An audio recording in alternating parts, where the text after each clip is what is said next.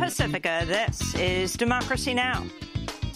Tomorrow they will say, Donald Trump rants and raves at the press. I'm not ranting and raving. I'm just telling you, you're dishonest people. In an extraordinary press conference, President Donald Trump assailed the media and defended his administration as a fine-tuned machine. He also faced questions about his crackdown on immigrants. In addition, on the DACA program for immigration, what is your plan? Do you plan to continue that program or to end it? We're going to show great heart. So why is Daniel Ramirez sitting in a Tacoma, Washington jail? Last week, ICE arrested the 23-year-old, even though he has permission to live in the United States under President Obama's DACA program. That's Deferred Action for Childhood Removals. His lawyers call his detention unprecedented and unjustified. We'll also go to a Unitarian church in Denver, where an immigrant mother of 4 has taken refuge. And if this system thinks that it can break me, that it can make me kneel, the system is wrong, because you can see the reasons behind me why I am fighting so hard to win my case. And I know that I am not alone, that there are many people in the community and in the immigrant community who share my anger and my passion for justice. Finally, who is Alex Acosta? We'll speak with Think Progress editor Alan Pike, who says Trump's backup Labor Secretary nominee has skeletons in his closet, too. All that and more coming up. Welcome to Democracy Now!, democracynow.org, The War and Peace Report. I'm Amy Goodman.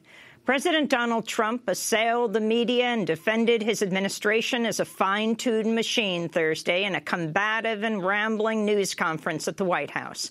For 77 minutes, Trump took questions, frequently interrupting reporters, dismissing CNN and other outlets as fake news. Trump angrily denied reports his administration is in chaos following Monday's firing of National Security Advisor Michael Flynn. I turn on the TV, open the newspapers, and I see stories of chaos. Chaos. Yet it is the exact opposite. This administration is running like a fine-tuned machine, despite the fact that I can't get my cabinet approved. President Trump dismissed a New York Times report that members of his presidential campaign had repeated contacts with senior Russian intelligence officials in the lead-up to November's election. Trump called the report a joke and falsely stated it has been discredited. He later vowed to put a stop to leaks in his administration, saying the leaks were real, but the news is fake. And on the leaks, is it fake news or are these real leaks? Well, the leaks are real. You're the one that wrote about them and reported them. I mean, the leaks are real. You know what they said. You saw it. And the leaks are absolutely real. The news is fake because so much of the news is fake. We'll have more excerpts of President Trump's White House news conference after headlines. Across the country Thursday, thousands of immigrants closed their businesses, refused to go to work, and kept their children home from school for a day without immigrants. This was a protest against President Trump's crackdown against immigration and immigrants living in the United States. The protests in San Francisco, Los Angeles, New York, Phoenix, Chicago, Philadelphia, Atlanta, Detroit, Raleigh, North Carolina, Austin, Texas, and other cities came after Immigration and Customs Enforcement, or ICE, sent shockwaves through immigrant communities by arresting close to 700 people in a series of raids last week. In Washington, D.C., hundreds of immigrants marched from the Mount Pleasant neighborhood to the White House. This is Irma Andino, an employee at Capital One Bank and an immigrant from El Salvador. I'm hoping that it opens Congress's eyes, because if they were separated from their families, they wouldn't like it. And if I went to my country now, I wouldn't even know where to go, what to do. I don't know it. I belong here. I'm part of here. I grew up here. So I think it's important to show support and to try to open their eyes that we're not here to be criminals or, everybody is the same. We are all loved in God's eyes. Thursday's immigration actions came as President Trump said he'll issue a new executive order on immigration rather than challenge a federal court's freeze on his ban on refugees and travelers from 7 majority Muslim nations. Trump said at Thursday's news conference he'll sign the new executive order next week. As far as the new order is going to be very much tailored to what I consider to be a very bad decision. But we can tailor the order to that decision and get just about everything, in some ways more. But we're tailoring it now to the decision. We have some of the best lawyers in the country working on it. President Trump's January 27th executive order canceled tens of thousands of visas, stranding travelers worldwide. It prompted unprecedented mass protests at airports around the U.S. Earlier this month, a unanimous panel of the Ninth Circuit Court of Appeals placed a stay on the order, saying the government failed to show that anyone from the 7 majority Muslim nations targeted in the travel ban had committed acts of terrorism. In New York City, demonstrators gathered outside a Manhattan Federal Building Thursday to protest recent ICE raids, including last Friday's arrest of Daniel Ramirez Medina in Washington state. Ramirez has permission to live and work in the United States under President Obama's program DACA, or Deferred Action for Childhood Arrivals. His arrest alarmed immigrant communities who fear the Trump administration could soon target other DACA recipients. This is Yitzhak Tovar, an immigrant who was brought to the U.S. as a child. We're here because we demand the release of Daniel. He is a DACA recipient. He was arrested, and he is now being detained. And they're saying that they're going to deport him. When DACA came around, that was one of the promises that was made to us. And he has no criminal record, and there's no reason why he should be detained. A hearing in Daniel Ramirez's case is scheduled for today. On Thursday, the Justice Department claimed in a legal brief that Ramirez was arrested because agents suspected he might be part of a gang. Meanwhile, lawyers for Ramirez said Thursday immigration officials doctored a document to make it seem as though Ramirez admitted he belonged to a criminal gang. A photograph of Ramirez's original statement read, quote, "I came in and the officer said I have gang affiliation with gangs, so I wear an orange uniform." Lawyers say the document was altered to read, quote, "I have gang affiliation with gangs, so I wear an orange uniform." We'll have more on the case of Daniel Ramirez Medina and Thursday's Day Without Immigrants later in the broadcast. Opponents of the Trump administration have planned a series of over 100 strikes and protests in cities across the United States. Organizers of the Strike for Democracy Action say they're looking to move beyond demonstrations to resist the Trump administration along economic lines. They're also building momentum for planned strikes on March 8th, International Women's Day, and May 1st, International Workers' Day. President Trump has named longtime Republican lawyer Alex Acosta to be his new nominee to head the Labor Department after his first pick, fast food CEO Andrew Puzder, withdrew Wednesday. Acosta's labor experience includes 8 months as a member of the National Labor Relations Board under President George W. Bush. He's drawn scrutiny for his time as a division leader at the Bush Department of Justice's Civil Rights Division, where he oversaw a senior official who hired conservative lawyers who were actively opposed to the division's mission, including the prosecution of voting rights violations and police abuse. We'll have more on Alex Acosta later in the broadcast. On Capitol Hill, President Trump's nominee for U.S. Ambassador to Israel, David Friedman, was repeatedly interrupted by Jewish and Palestinian protesters Thursday as he testified before the Senate Foreign Relations Committee. It's a great privilege to address this committee, which has done so much to advance America's interests around the world. Mr. Friedman also said that Palestinian refugees don't have a claim to the land, don't have a connection to Palestine. David Friedman, you promote racism, fund illegal settlements. Sit down. This guy here will not be silenced. This guy here blew the show. You do not represent us, and you will never represent us. David Friedman has no diplomatic experience and worked as a bankruptcy lawyer for Donald Trump over the last 15 years. He served as president of an organization which raised millions of dollars to support illegal Jewish settlements in the occupied West Bank. He's also called liberal American Jews worse than capos, a reference to Jewish prisoners who worked for the Nazis during the Holocaust. On Thursday, Friedman apologized for the remarks. I provided some context for my remarks, but that was not in the nature of an excuse. There is no excuse. I will, if you want me to rationalize it or justify it, I cannot. These were hurtful words, and I deeply regret them. They're not reflective of my nature or my character. David Friedman told senators he sees a two-state solution to the Israeli-Palestinian conflict as the best possibility for peace in the region. That's despite his past claims to the contrary and yesterday's comment from President Trump backing away from 2 decades of U.S. support for a two-state solution. President Trump's newest nominee to serve as National Security Advisor, retired Vice Admiral Robert Harward, turned down the position Thursday, reportedly telling a friend the offer amounted to a S-bleep sandwich. CNN reports Harward used the expletive to describe a White House in chaos after President Trump fired his previous National Security Advisor, Michael Flynn, Monday. Harward said in an official statement he turned down the job to address financial and family issues. In Oklahoma, a district judge ordered State Attorney General Scott Pruitt to release thousands of pages of correspondence with oil, coal and gas companies as Republicans vowed to press ahead with a vote today on whether to confirm Pruitt as head of the Environmental Protection Agency. Thursday's ruling cited Pruitt's abject failure to follow the Oklahoma Open Records Act.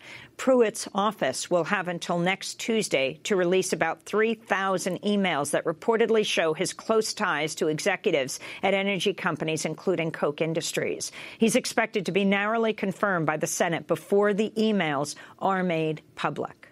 Meanwhile, employees of the EPA are mounting a campaign urging their senators to vote against Scott Pruitt's confirmation.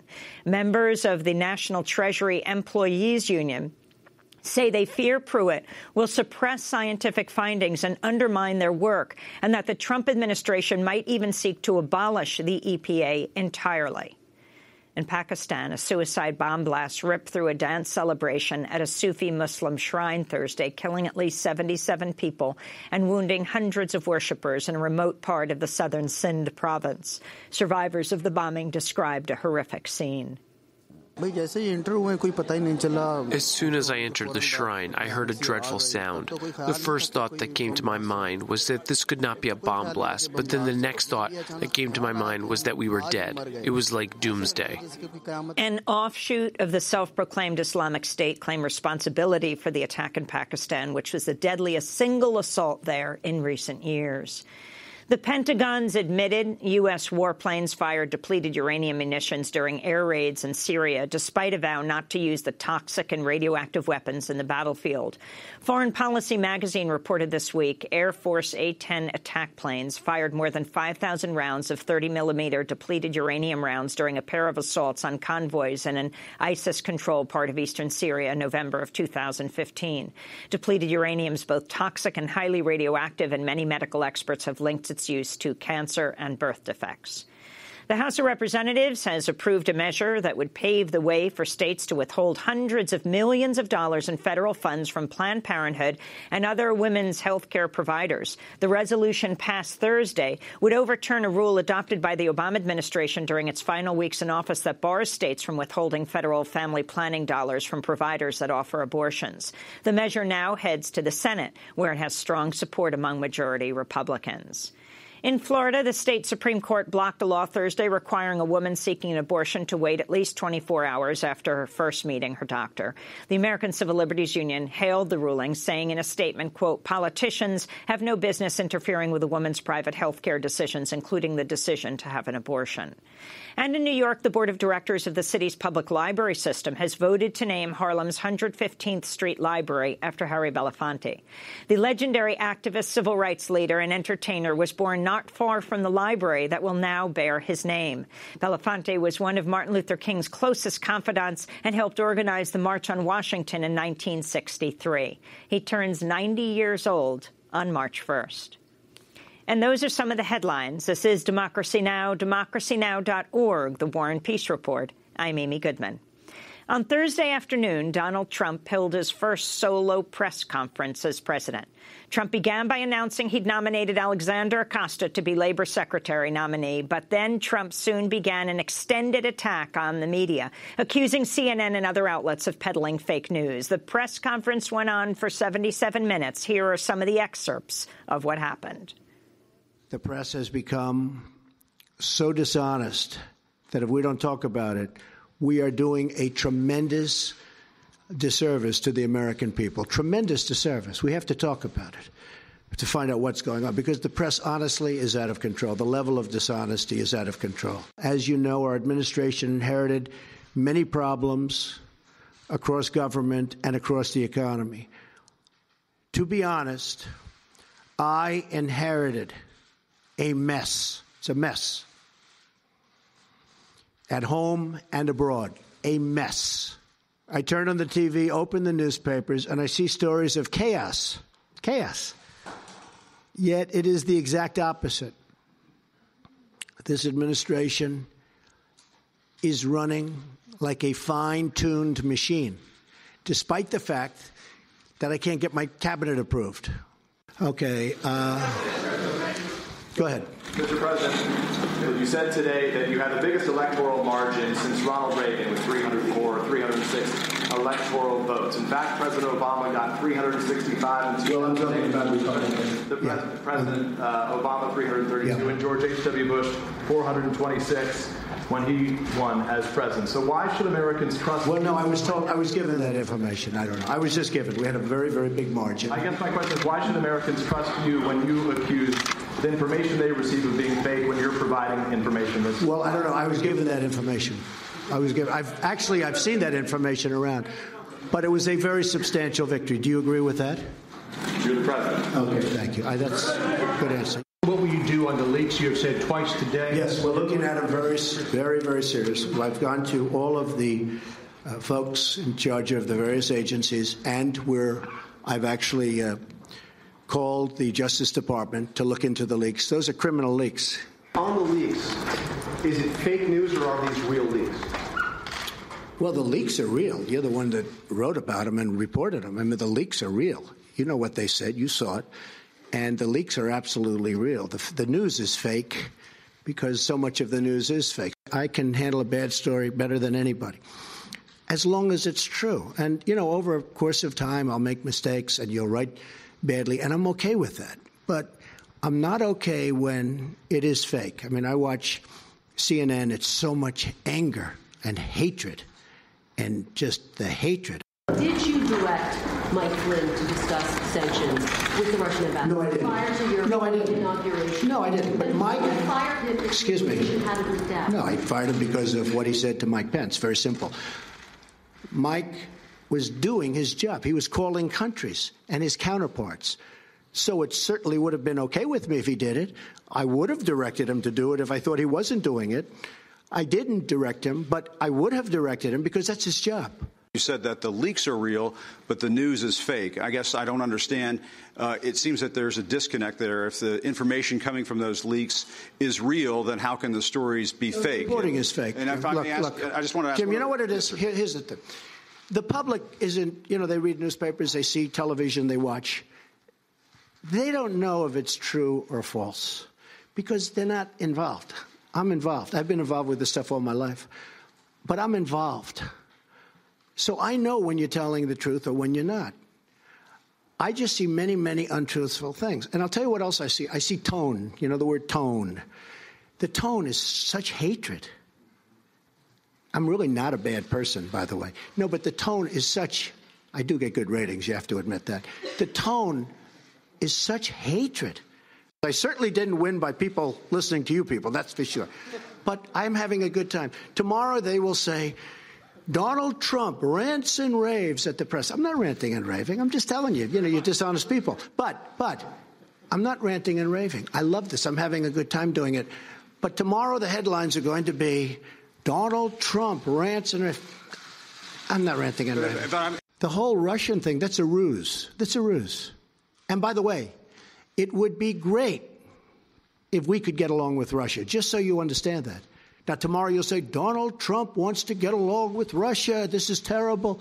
It's not terrible. It's good. On the travel ban, would you accept that that was a good example of the smooth running of government? Yeah, I do. Let me tell you about the travel ban. Were there any mistakes in that? Wait. I know who you are. Just wait. Let me tell you about the travel ban. We had a very smooth rollout of the travel ban, but we had a bad court. got a bad decision. We had a court that's been overturned. Again, may be wrong, but I think it's 80% of the time. A lot. We had a bad decision. We're going to keep going with that decision. We're going to put in a new executive order next week sometime. Can you say whether you are aware that anyone who advised your campaign had contacts with Russia during the course of the election? Well, I told you, General Flynn obviously was dealing, so that's one person, but he was dealing as he should have been. During the election? No, nobody that I know of. So you're not aware of any contacts during the course of the election? How many times do I have to answer this question? Can you just say Russia yes or no is a ruse. Are you a friendly reporter? Watch how friendly he is. Wait, watch how friendly he is. Go ahead. What we are concerned about, and what we haven't really heard being addressed, is an uptick in anti-Semitism and how the government is planning to take care of it. There's been a report out that 48 bomb threats have been made against Jewish centers all across the country in the last couple of weeks. There are people who are committing anti-Semitic acts or threatening to. You see, he said he was going to ask a very simple, easy question. And it's not. It's an important. It's not a simple question, not a fair question. Okay, sit down. I understand the rest of your question. So here's the story, folks. Number one, I am the least anti-Semitic person that you've ever seen in your entire life. Number two, racism, the least racist person. In fact, we did very well relative to other people running as a Republican. Quiet, quiet, quiet. See, he lied about he was going to get up and ask a very straight, simple question. So, it's welcome to the world of the media. Well, when you say the inner cities, are you going to include the CBC, Mr. President, in your conversations with your urban agenda, your inner city agenda, as well as? Am I going to include? Are you going to include the Congressional Black Caucus and the Congressional? Well, Hispanic I would. Caucus, I tell you what. Do you want to set up the meeting? Do you want to set up the meeting? No. Are they friends of yours? I'm just a reporter. No, set up the meeting. I know some of them, but I'm sure. Let's go set up a meeting.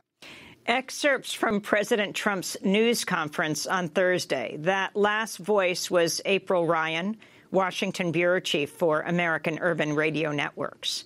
When we come back, President Trump vowed to show great heart for recipients of President Obama's DACA program. That's Deferred Action for Childhood Removals. So why is dreamer Daniel Ramirez sitting in a Tacoma, Washington jail? Next up, stay with us.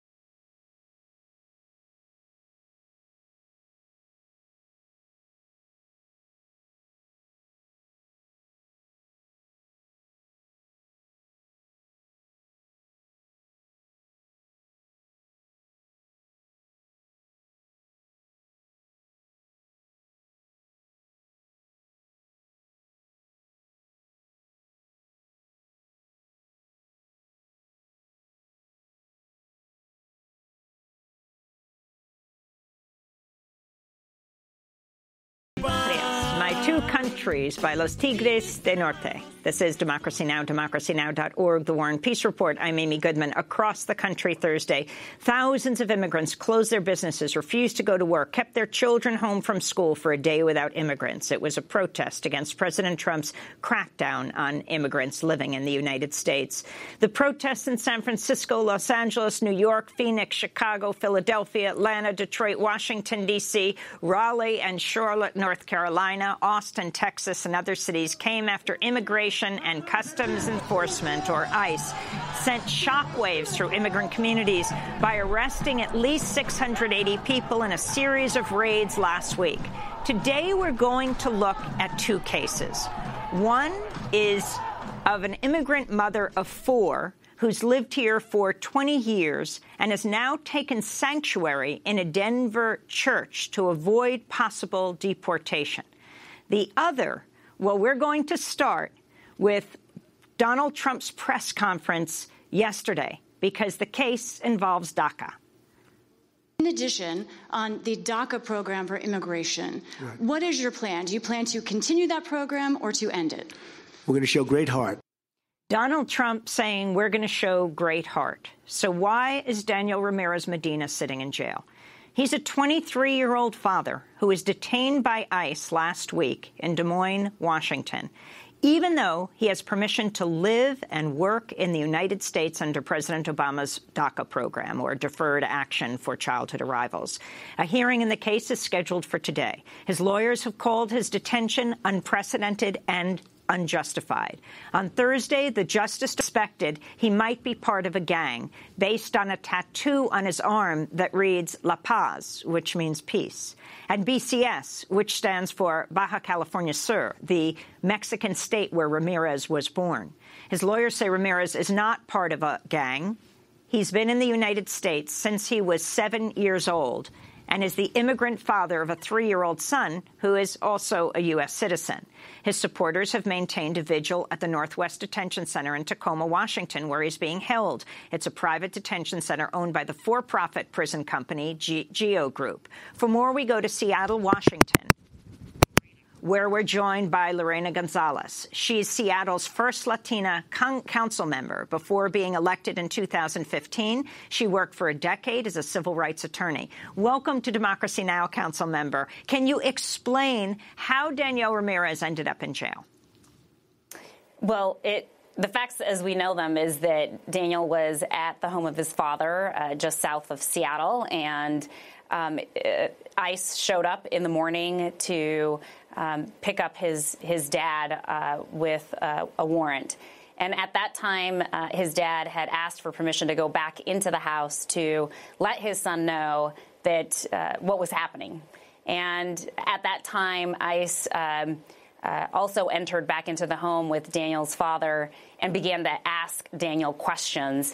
And when they asked him the questions, they asked him whether he was born here and whether he was in the country legally. And based on his answers, they arrested him.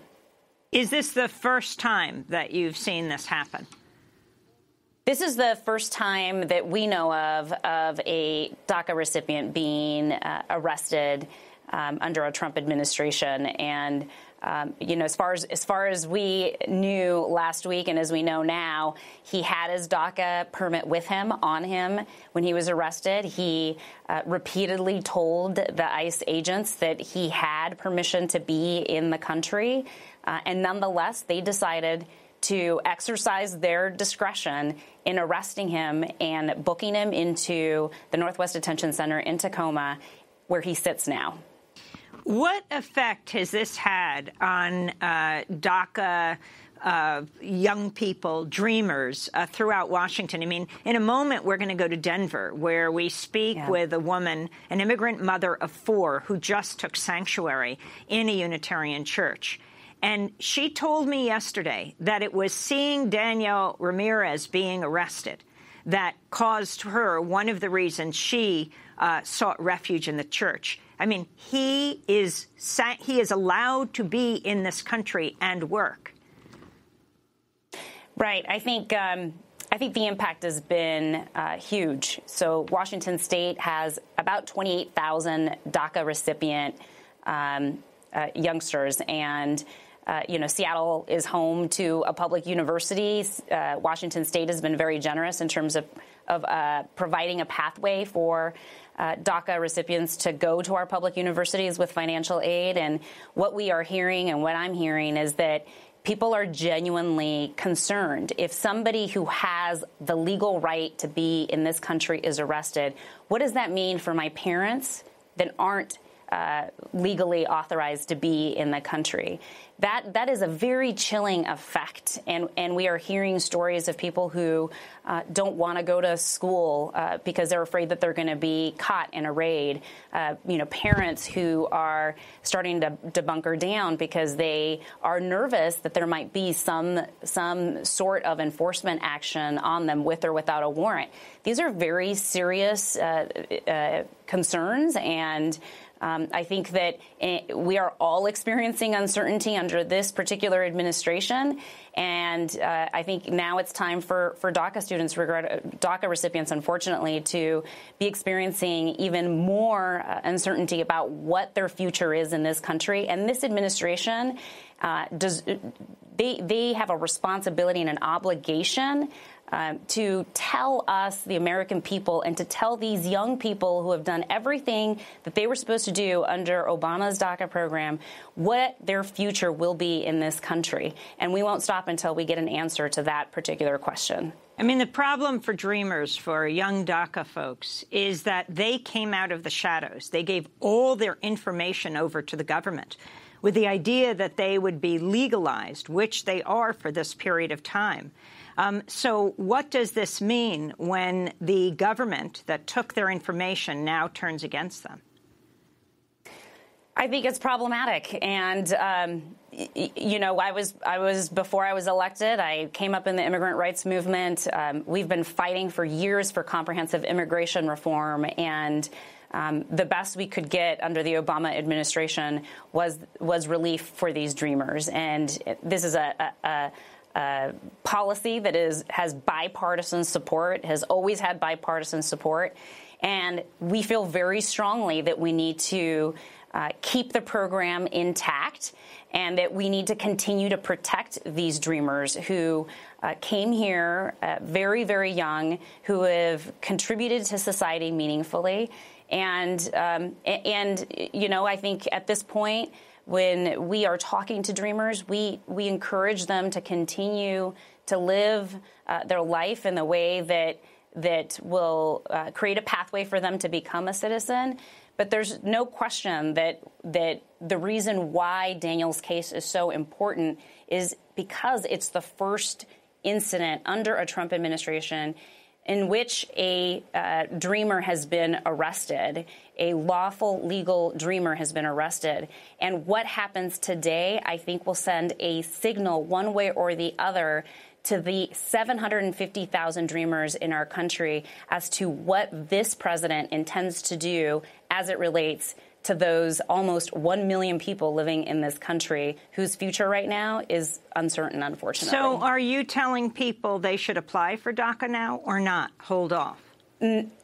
Right now, all of the immigrant rights organizations are recommending that people, even if you think you qualify for DACA, that you do not qualify for DACA right now. If you are in the process of applying, the recommendation is that you continue to finish that process, but we are not encouraging additional Dreamers who have not previously applied to apply at this moment. So Chicago Congressmember Luis Gutierrez was among a group of Latino congressmen who were barred from the meeting Thursday with a top federal immigration enforcement official, while lawmakers who did make the meeting are worrying that all undocumented people are at risk for deportation.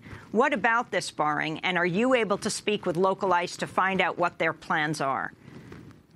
I am terribly disappointed to hear that our congressional leaders were kept out of a meeting that was first set, canceled, and then rescheduled without notifying the original attendees. It is just a clear sign of disrespect. It's a clear sign of lack of transparency and an unwillingness to share information.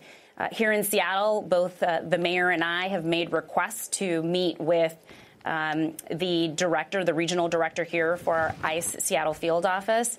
And just yesterday, we received word from their spokesperson that meeting would not be able to be accommodated. So we are experiencing here locally, where we are feeling the greatest impact of Daniel's arrest, we're experiencing the same type of stonewalling that is occurring in Washington, D.C. to our federal delegation. And I think it's irresponsible. What happens today in Daniel's hearing? What are the possible outcomes as he sits in this Tacoma jail? Well, I think the possible outcomes is, and the best outcome is that Judge Donahue, who is the judge in the case, agrees with Daniel and his position and his lawyers, and that they order his release immediately. That's a best case scenario. Worst case scenario is that the judge agrees with ICE and continues to hold Daniel and he has to go through the removal proceedings that ultimately will result potentially in him being deported. There are some shades of gray there. The federal government is arguing that our federal district court doesn't even have jurisdiction over this matter or this case, and that it should be an immigration judge who sits down at the Northwest Detention Center who decides the fate of Daniel.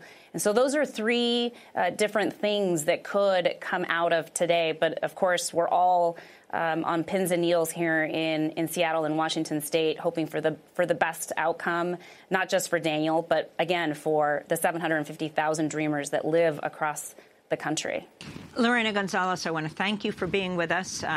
Council Member Gonzalez is the first Latino council member in Seattle. Before being elected in 2015, she worked for a decade as a civil rights attorney.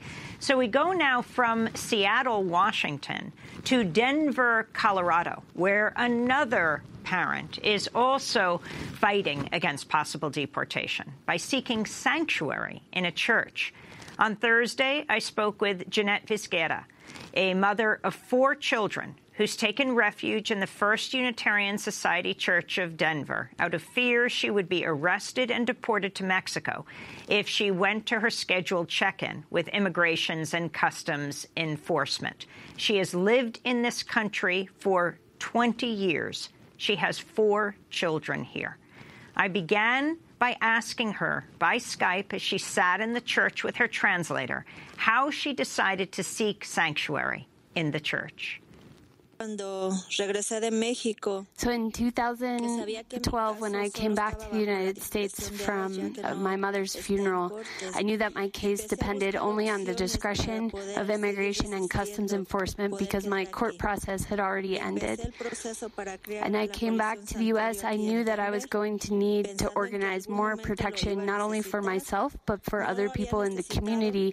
And I began working with the American Friends Service Committee to create the Sanctuary Coalition. So fortunately for me, I have not needed to enter refuge or sanctuary here at the church. The first person who benefited from that was Arturo Hernandez Garcia, and thanks to God that he was able to go home and is still here with his family. And what led me to take the decision this time in my case was the silence from Immigration and Customs Enforcement and Homeland Security about my stay application that I submitted on December 7th. They kept saying over and over again that they were just reviewing my case. They wouldn't give us any information. And then last week, with the arrest and deportation of Guadalupe, as well as the detention of a young dreamer named Daniel, who has DACA, I decided that it was not worth the risk to go and present myself at Immigration and Customs Enforcement. You have lived in the United States for 20 years. Why did you come here in 1997? Sí, tengo 20 años viviendo aquí.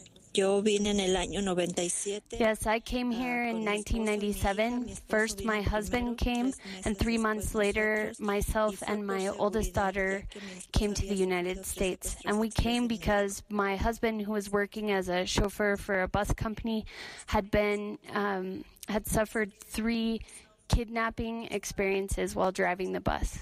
You have 4 children. Can you tell us how old they are and what their names are? Yes, I have 4 children. My oldest is almost 27. Her name is Tanya, and she's protected by the Deferred Action for Childhood Arrivals program. And then my other 3 were born here in the United States. Luna is 12, Roberto is 10, and my littlest is 6. Her name is Suri. And how are the children affected by what's happening to you right now? They came with you into the church. So my children have been walking this journey with me for many, many years now. They have always been by my side in the work that I do in the community. And so we have talked many times over the years about what would happen on a day like this.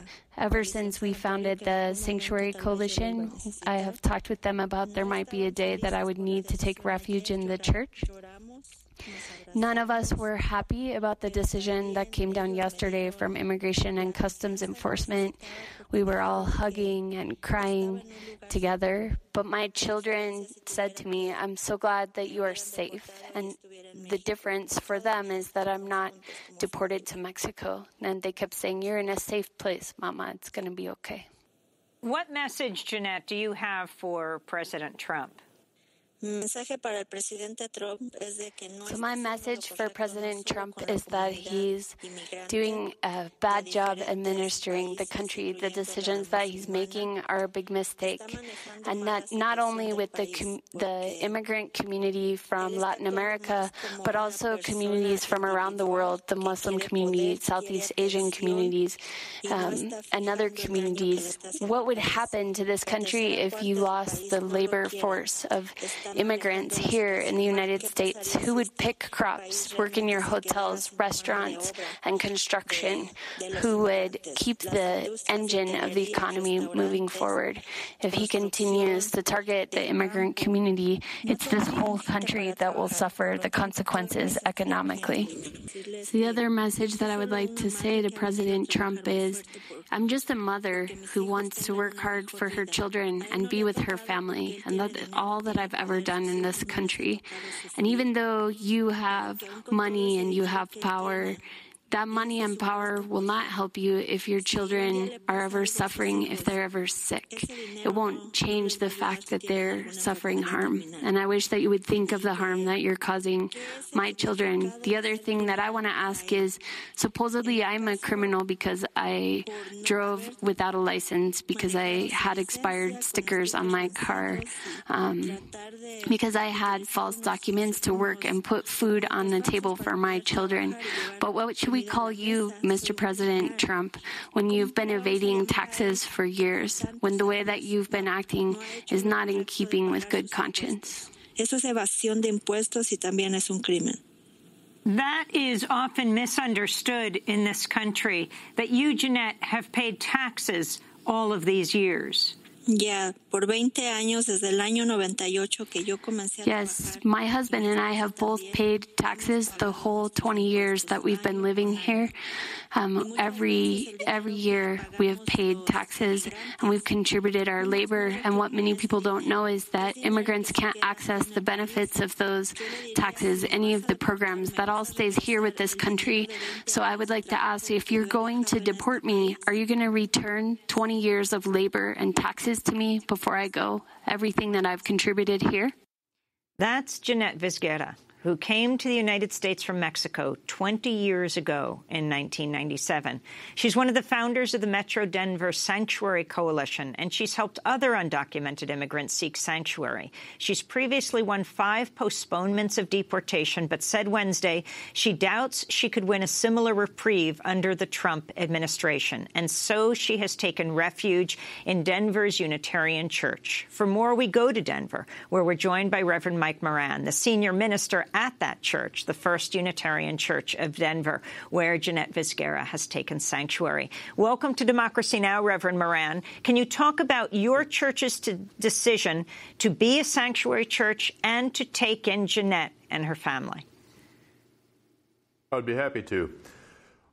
We began doing immigration justice work in earnest probably around 2012. At that time, we tried very hard to form alliances with groups that were already working in immigration justice around Denver. That included the American Friends Service Committee, the Colorado Immigrant Rights Coalition, El Centro Humanitario, and other groups, Interfaith Alliance, Together Colorado, and so on. So we had good relationships with those organizations, and we were approached by them, by the American Friends Service Committee and the Colorado Immigrant Rights Coalition in particular, in January of 2014. They asked us if we would, as a congregation, offer sanctuary to someone that was facing deportation. It was a very short time frame that they had at that time. I think it was 7 or 10 days. That was not enough time to poll the whole congregation, so the Board of Trustees took up the issue. They voted that they would bring someone into sanctuary and that we would inform and bring the rest of the congregation up to speed later. It turned out that we did not need to do it at that time. That individual received a stay. But it began a conversation within our congregation for about 5 months, and we brought in guest speakers. I preached on this several times. We answered lots of questions about for congregation members about the legal liability, about our legal representation we might need, what it would mean for our church insurance, and the logistics of where they would stay within the building, and many other kinds of questions. The congregation did vote as a whole congregation. We're about 400 members, and the congregation did vote in May of that year that we would be a sanctuary congregation. And we were able to welcome Arturo Hernandez Garcia into sanctuary in October of that year. I remember coming to your church to interview Arturo Hernandez Garcia, who had taken refuge in 2015, undocumented immigrant who took refuge at the Unitarian Church. And I asked him why he did that. I'm risk to deportation. October 21st, I have my final order for deportation. And the reason coming here is because I want to file my case. Can you tell me what happened? How did you end up going into deportation proceedings? You had a tile business? Yeah, I'm working on constructions, usually big constructions like apartments, 100, 200, 300 apartments, and 100 the people working in there. And I am traveling with one person, and I have that discussion with him, and they called the police, and the police, they arrested me. And after that, immigration put the whole immigration hold. So that was Arturo Hernandez Garcia in 2015, and that was under President Obama. Now Jeanette has come in with her family, and this is 2017. And you have the Trump administration threatening to cut off funding for any city that engages in sanctuary. What about churches? What do you face, Reverend Moran? I know that Jeanette has the support of Jared Polis, who is the Congress member from the area, from Mayor Hancock, has gotten support from a number of public officials. In fact, I believe Jared Polis has introduced legislation that would protect her into the U.S. Congress. Yes, that's correct. So do you face any sanction being a sanctuary church? Do I face sanctions? We hope not. So there is a law about harboring fugitives, but the harboring definition includes an attempt to conceal, and we are not trying to conceal anything. In fact, we will tell anyone. We will write a personal letter to President Trump about Jeanette Vizquera and where she is living at the current time. So we believe we are not breaking any laws by having her in the church. So can ICE enter the church and rip her out? That's an excellent question. So under the Obama administration, there was a policy. It was not a law. It was just a policy that Immigration and Customs Enforcement had that they would not come onto what were called sensitive properties. That was churches, schools, hospitals, places like that. They would not come onto those properties to make arrests. We believe that policy is still in place. We certainly counted on that when Arturo was staying with us. But frankly, we have absolutely no idea if the Trump administration will continue that policy or if they will begin making arrests on schools, churches, hospital properties. And what are you willing to do to protect her? How far will the church go? Well, I mean, we're certainly not going to get into any physical tussles with ICE agents if they show up at our congregation. We do have a protocol with the building itself, and it's posted on the door for anyone who might answer the door if ICE comes knocking. And if ICE comes knocking, we will ask them if they have a warrant, and if they do not have a warrant, we will tell them they cannot come in. If they do have a warrant, we will ask to see it. We have an attorney that we are working with. We will fax that warrant to the attorney and ask ICE to wait while we do that. And if the attorney says the warrant is good, we will have to, at that point, legally let them in. Well, Reverend Mike Moran, I want to thank you for being with us, senior minister at the First Unitarian Church of Denver, where Jeanette Visquera is taking sanctuary, an immigrant mother of 4. This is Democracy Now! When we come back, who is the new Labor Secretary nominee? Stay with us.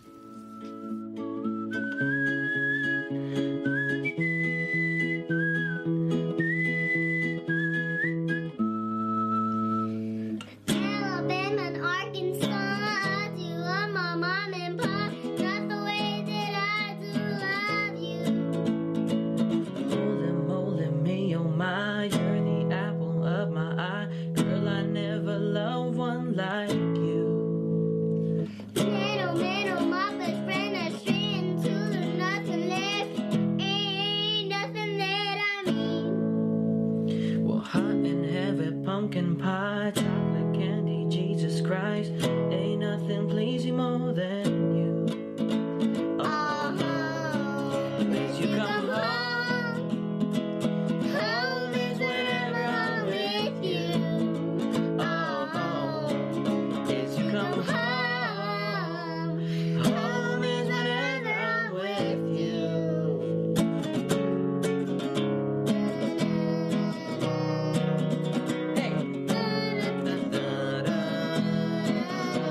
Home, music cover by Jorge Narvaez and his daughter Alexa. Jorge dedicated the song to his mother, who was deported to Mexico in 2007. He reunited with her in 2014.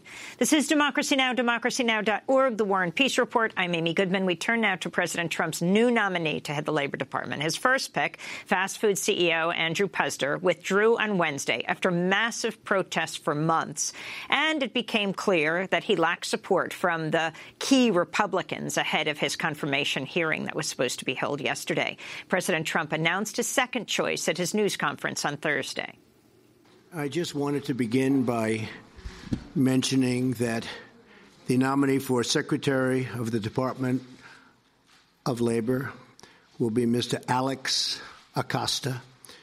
He has a law degree from Harvard Law School. He's a great student, former clerk for Justice Samuel Alito. And he has had a tremendous career. Alex Acosta is a longtime Republican attorney. He served 8 months as a member of the National Labor Relations Board under President George W. Bush. He's drawn scrutiny for his time as division leader at George W. Bush's Department of Justice's Civil Rights Division, where he oversaw a senior official who hired conservative lawyers who actively opposed the division's mission, including the prosecution of voting rights violations and police abuse. In 2004, Acosta played a key role in Bush's final push to win the state of Ohio by backing Republican election officials accused of seeking to suppress voter turnout among blacks and Latinos. Acosta is currently dean of Florida International University's School of Law. For more, we go to Washington, D.C., where we're joined by Think Progress editor Alan Pike. His latest article is headlined, "Who is Alex Acosta? Trump's backup labor secretary has skeletons in his closet, too."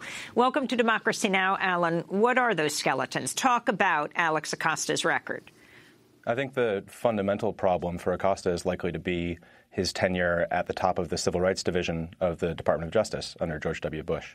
He's a man with a long record of public service going back to the mid-1990s.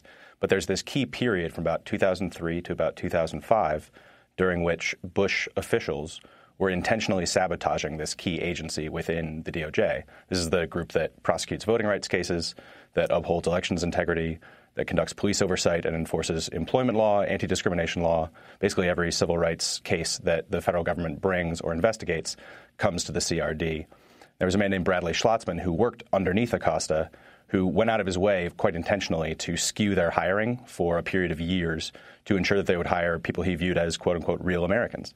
And for your viewers who remember the Bush years, that was the dividing line thrown down ideologically between authentic conservative Americans and, I don't know, somehow fake liberal-leaning Americans. So the Civil Rights Division was permanently sabotaged by a couple of years of intentional misconduct. And Acosta wasn't directly involved, but he was overseeing the guy conducting that sabotage. and had every reason to know about it. And there's an Inspector General's report from 2008 on their investigation into the scandal that holds Acosta pretty directly accountable. So talk about what happened in 2004 in Ohio, and what is Alex Acosta's connection to that? So there's a bunch of different ways that you can try to suppress the vote, right? And one of the most popular among Republicans is a tactic called vote caging, where you generate a list of people who you suspect are Democratic voters, and you send letters to their most recent address. And if the letters aren't returned, then you tell the Board of Elections, this person's no longer registered at the correct address, and you should strike them from the rolls. And then when they show up on Election Day, they're told they're not registered to vote, and they can't vote. So the Ohio Republican Party I attempted to cage, I think it's something like 25 or 35,000 primarily black voters in the state of Ohio in the closing weeks of the 2004 election. And it ended up in court, as these things usually do. It was not a court case that involved the federal government. The DOJ was not involved. Alex Acosta had not been asked by the judge to weigh in any way. But he nonetheless sent a letter personally to the judge in the case 4 days before Election Day, urging him to accept the Republican counsel's logic and to uphold their voter suppression scheme. So it's regarded by career attorneys in the Civil Rights Division as a wildly inappropriate use of his office. One of his colleagues at the time called it outrageous in press reports about what happened. And that 2004 letter has dogged him throughout his subsequent career. At one point, in 2014, he was a finalist to become the dean of the University of Florida's law school, which would be a sort of a promotion from his current gig at FIU Law. And he was removed from the finalist pool in part because law faculty at the University of Florida strenuously objected to his application, to his candidacy. And one of the things they pointed to was that 2004 letter. Can you talk about what this nomination means for the Department of Labor? Sure. I think there's some poetry here in the sense that the outgoing Secretary of Labor, Tom Perez, was also a career lawyer and a career public servant. And when he came in at the Civil Rights Division, which was his first job under President Obama, he had to clean up the mess that Alex Acosta and Bradley Schlotzman and George W. Bush had made of the Civil Rights Division. There are a couple of famous moments from 2009, 2010, where Perez and Holder had to sort of go to the Civil Rights Division staff and tell them, look, you're open for business again. This is once again an agency of the federal government that's going to do its job. That's how dark and how deep the damage was from the Bush years. And now we've got another career attorney coming in to run the Department of Labor, sort of in the reverse pattern of Perez's own career arc within the Obama administration. And I think it's noteworthy that there is such a contrast between Andy Puzder, Donald Trump's original nominee, fast food CEO with a sort of brash outward demeanor and a negative reputation, and lots of Oppo research kept coming out and coming out and coming out. Puzder sort of fits the Trump brand. Alex Acosta is a much more sort of buttoned-up professional type of guy. His reputation is for highly competent management. He's got a decade, 2 decades of public service behind him.